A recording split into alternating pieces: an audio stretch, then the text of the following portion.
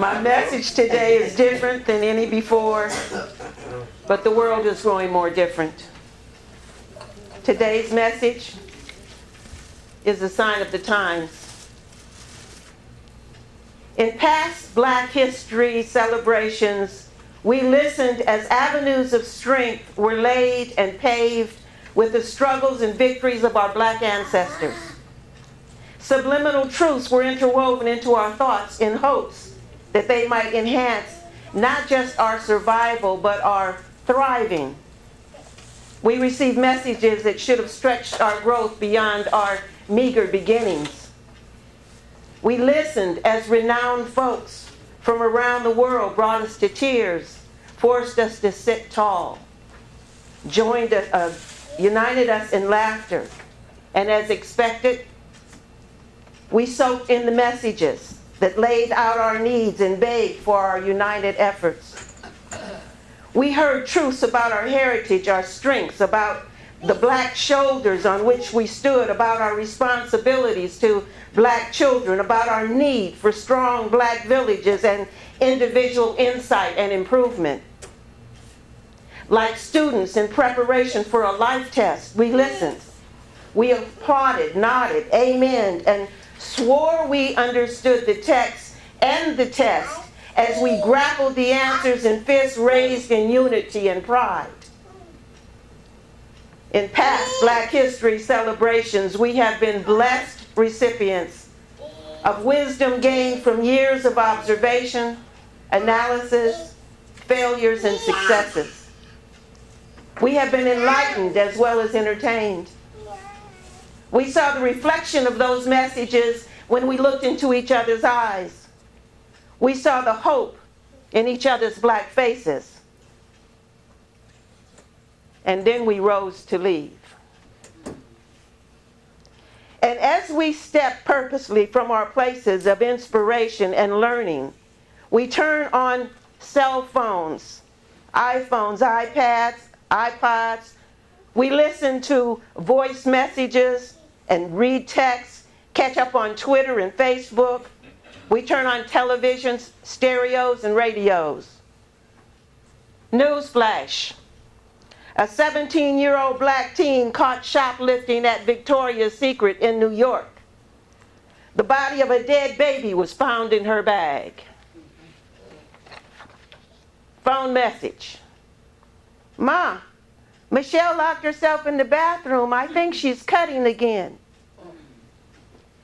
Instantly, the garments of new understanding, which had been draped over our proud Black shoulders, slipped to the floor and became a pile of disgruntlement. Our focus is now on negative factors. Newsflash. Middle school, 12-year-old, killed teacher, wounded classmate, killed himself. The gleam in our eyes become a reflection of fear. The hope on our faces turns to despair. The messages of the day's celebration are immediately obscured or deleted by the signs of the times, by the realities of the times. Newsflash. Sanford, Florida. 17-year-old unarmed Trayvon Martin, fatally shot. Phone text. Your grandson, little Dennis, was shot by the cops. He's in surgery. Immediately, we are pulled from the shoulders of Harriet Ross Tubman, who, in spite of a near-fatal head injury, which resulted in narcoleptic seizures, had the audacity to escape her slave owner. She went on to establish the Underground Railroad, bringing over 200 slaves to freedom. In one moment, we innocently clicked on an electronic device and allowed ourselves to be snatched from those worthy shoulders and slung onto the pavement of hopelessness. But I've not stood today to try to prop you back up on the shoulders of Harriet Tubman. Instead, I rose to call your attention to Mark 4:39. in which Jesus quiets a raging storm simply by waving his hand and commanding, quiet, be still.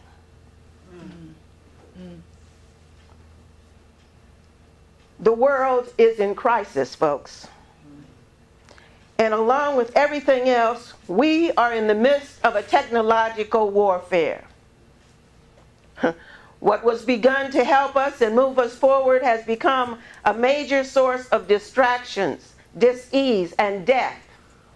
Technology is our new drug of choice.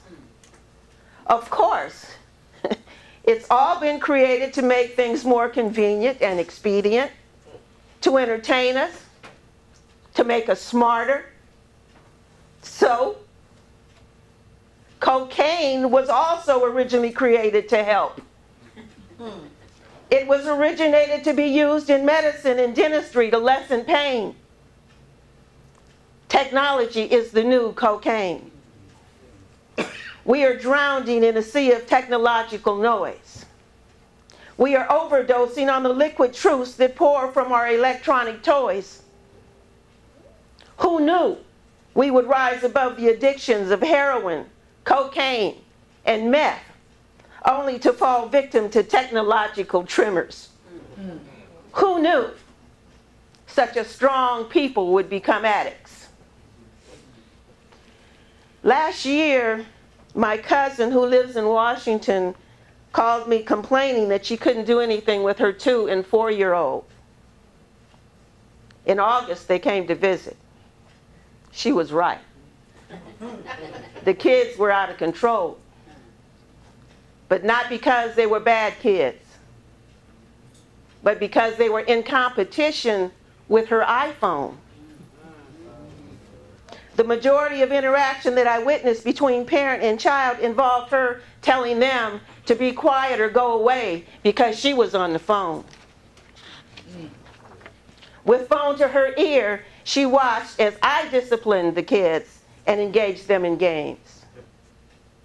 For Christmas, her 4-year-old asked for 2 things: a cell phone and an iPad. Cute? Maybe. But it gives a whole new meaning to being left to her own devices. And it leaves me wondering what kind of parents those children will become. Another cousin was trying to redirect her grandsons and enhance their educational skills by suggesting that they read something outside of what is assigned as homework. These are high school students who had been honor students in middle school. But hearing their grandmother's suggestion, they looked at her as if she was crazy and said that she was the only person they knew who read for pleasure. My granddaughter is a Marine recruiter in Oakland, California. She is having extreme difficulty in recruiting new enlistees. Not because there aren't hundreds of smart young people who want to join the Marines, but because the Marines require that the tests be taken without the use of any electronic devices. Most young people are failing the tests because they cannot do math without the use of a calculator. It's common knowledge that correct spelling is a thing of the past. Texting doesn't require full words, just abbreviations. Recently, it was announced in the news that school districts will no longer require the students be taught cursive writing. I suspect spelling and math may be the next subjects omitted from required courses. I wonder who will step up and teach the children if the schools continue to follow the child's lead. Don't think I digress. I have not strayed away from Black heritage. My cousins and their children are Black. My granddaughter is Black. The larger community of Oakland, California is Black. Black children are the carriers of our history. Black children watch and imitate what they see their black elders doing, and their black elders have slipped from the mighty shoulders that brought us across. Let's keep it real. As we sit here in celebration of our heritage, some black person is being murdered by some other black person. Some black person is robbing, raping, burglarizing, or jumping his or her brother or sister into a gang. Perhaps the time to celebrate is not now.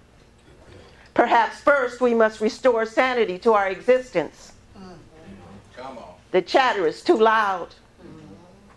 Quiet. Be still.